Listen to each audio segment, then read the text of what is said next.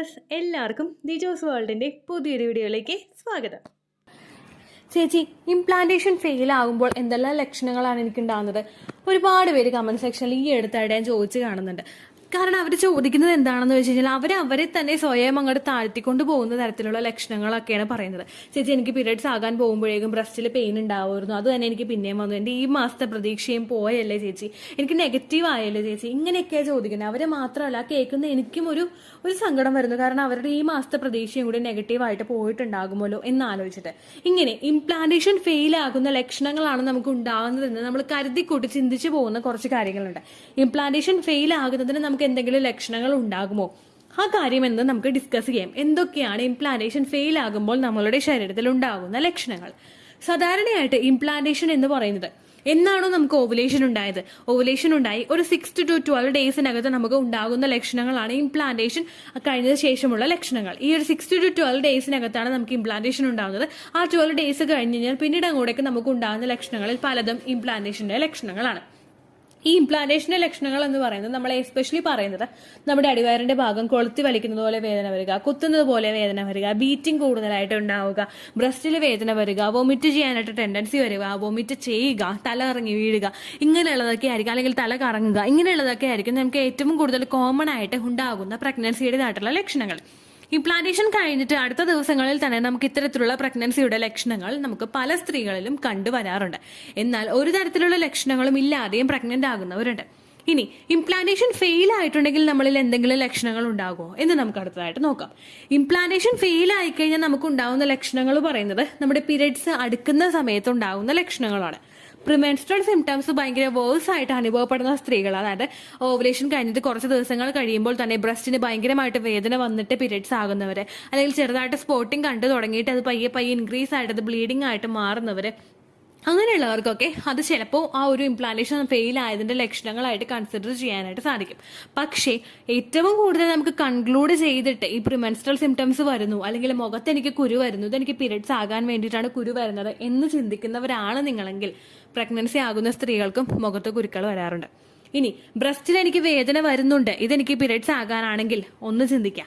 2 ബ്രസ്റ്റിലും വേദന വന്നിട്ടോ ഒരു ബ്രസ്റ്റിൽ മാത്രം വേദന വന്നിട്ടോ പ്രഗ്നന്റ് ആകുന്ന സ്ത്രീകളുണ്ട്.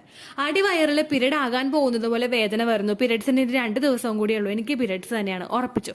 അങ്ങനെ നിങ്ങൾ ഉറപ്പിക്കുന്നുണ്ടെങ്കിൽ ഈ ഒരു വേദന വെച്ചിട്ട് പ്രഗ്നൻസി ആകാൻ വേണ്ടിയിട്ട് മുമ്പോട്ട് പോകുന്ന ആളുകളുണ്ട്. എനിക്ക് ഈ ഒരു വേദന ഉണ്ടായിരുന്നു, പീരിയഡ്സ് ആകാൻ പോകുന്നത് പോലെയുള്ള വേദന വന്നിട്ട് പ്രഗ്നന്റ് ആയ ഒരാളാണ് ഞാൻ, ആ ഒരു വേദന നമുക്ക് അനുഭവപ്പെടാം. ചില സ്ത്രീകളിൽ എനിക്ക് പീരിയഡ്സ് ആകുന്നതിന് മുൻപ് കാലുവേദന, നമ്മുടെ തൊടയുടെ ഭാഗം മുതൽ തന്നെ കാലുവേദന ഉണ്ടാകുന്നുണ്ട് എന്ന് നമ്മൾ ചിന്തിക്കുകയാണെങ്കിൽ ആ ഒരു കാലുവേദന പ്രഗ്നൻസിയുടെ സ്റ്റാർട്ടിംഗ് സ്റ്റേജിൽ ഉണ്ടാകുന്ന ഒരുപാട് പേരുണ്ട്.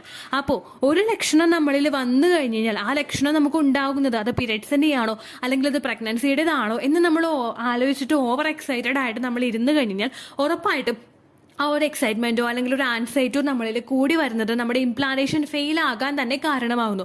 നിങ്ങളിൽ ആൻസൈറ്റി കൂടുന്ന സമയത്ത് നിങ്ങൾ എത്രമാത്രം അത് പീരിയഡ്സ് ആണോ പ്രഗ്നൻസി ആണോ, നമ്മൾ ആൻസൈറ്റി എന്ന് പറയുന്നത് നമുക്കൊരു വെപ്രാളം ഉണ്ടാവില്ലേ, അത് എങ്ങനെയെങ്കിലും ഒന്ന് അറിയാൻ വേണ്ടിയിട്ട് ഒരു ആകാംക്ഷ, ഒരു വെപ്രാളം നമ്മളുടെ ശരീരത്തിൽ ഉണ്ടാകും.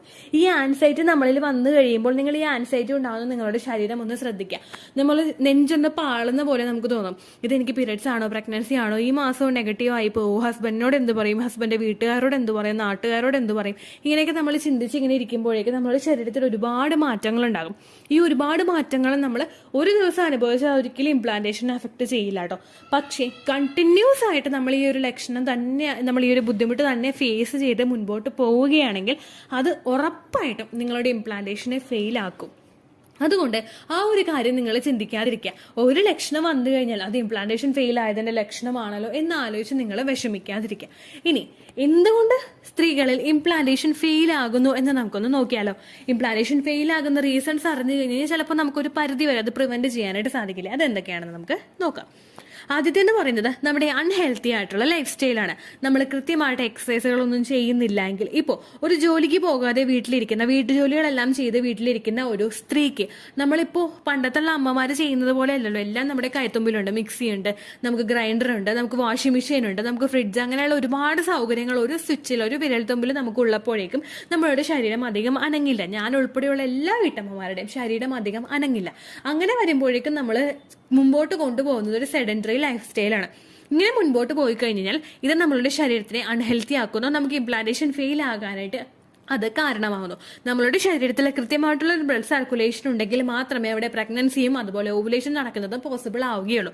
അൺഹെൽത്തി ലൈഫ് സ്റ്റൈലും അതുപോലെ അൺഹെൽത്തി ആയിട്ടുള്ള ഫുഡ് കഴിക്കുന്നതും, packaged food, processed food, fast food, junk food, ഇതൊക്കെ കഴിക്കുന്നത് നിങ്ങളിൽ ആ ഒരു പ്രഗ്നൻസി ഫെയിൽ ആവുന്നതിന് കാരണമാകുന്നു. പിന്നെ തുടക്കത്തിൽ പറഞ്ഞതുപോലെ എക്സ്ട്രീം ആയിട്ട് നമ്മൾ അനുഭവിക്കുന്ന സ്ട്രെസ്, ഒരു ദിവസം മാത്രമല്ല കണ്ടിന്യൂസ് ആയിട്ട് ദിവസങ്ങൾ നമ്മൾ അനുഭവിക്കുന്ന സ്ട്രെസ്, അതുപോലെ തന്നെ നമ്മുടെ എഗ്ഗിന്റെ ക്വാളിറ്റി കുറയുക, ഹസ്ബൻഡിന്റെ സെമന്റെ ക്വാളിറ്റി കുറയുക.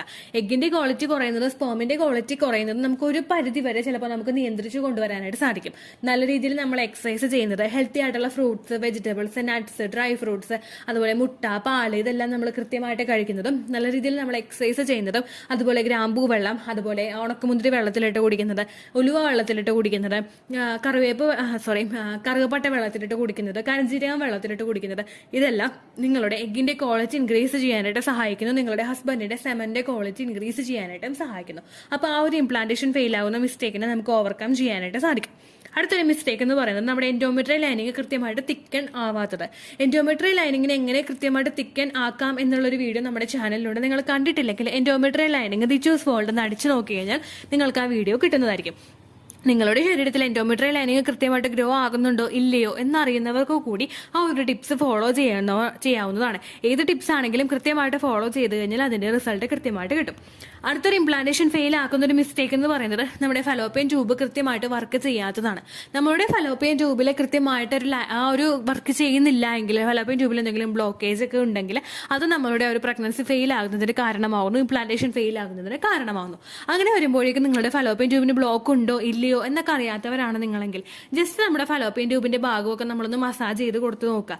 കാസ്റ്റർ ഓയിൽ പാക്ക് വെച്ചിട്ട് മസാജ് ചെയ്യുന്നതും അല്ലെങ്കിൽ നോർമലായിട്ട് ഫോർട്ടിലിറ്റി അബ്ഡോമൻ മസാജ് ചെയ്യുന്നതിനെ പറ്റിയിട്ടുള്ള വീഡിയോ നമ്മുടെ ചാനലിലുണ്ട്. നിങ്ങൾ കണ്ടിട്ടില്ലെങ്കിൽ അതിന്റെ ലിങ്ക് ഞാൻ കൊടുത്തേക്കാം.